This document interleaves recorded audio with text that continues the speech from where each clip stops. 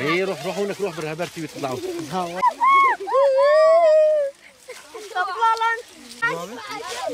يا ريت كله طلعوا هسه بخارجه طلعوا هسه هيك حلقوا يمكن على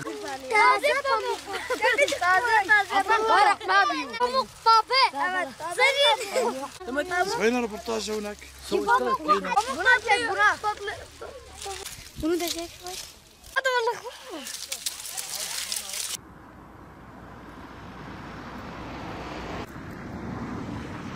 Şu anda pamuk ekmişim. Pamuğun toplamasını yapıyoruz işçilerle. Elle topluyorsun. Evet. Elle topluyoruz. Kilosu 700 liradan. Çavuş parası var. Araba parası var. Fabrikaya götürüyoruz. Bizim pamuğumuzu 2500'e bile saymıyorlar. Ben Tarım Bakanı'na sesleniyorum. Bu fiyatlara el atsın. Çiftçi mağdurdur. Gübre pahalı, mazot pahalı.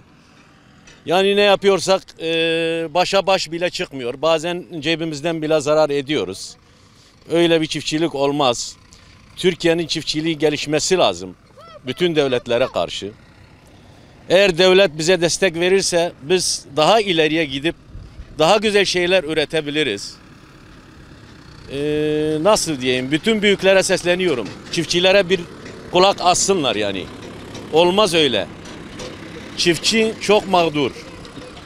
Her şey pahalı. İlaç alıyoruz pahalı, gübre alıyoruz pahalı, mazot alıyoruz pahalı, işçilik pahalı.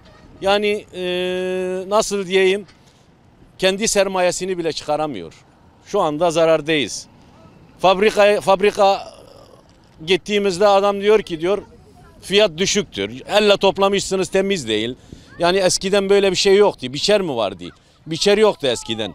Şu anda elle topladığımız 400-500 liraya aşağı olarak sayıyorlar. Yazık değil mi? Yani biz bunun büyüklerimize el atmasını istiyoruz. El atsalar çok memnun kalırız. Teşekkür ederim. Ben şu an saat 7'de geliyor, işbaşı yapıyoruz.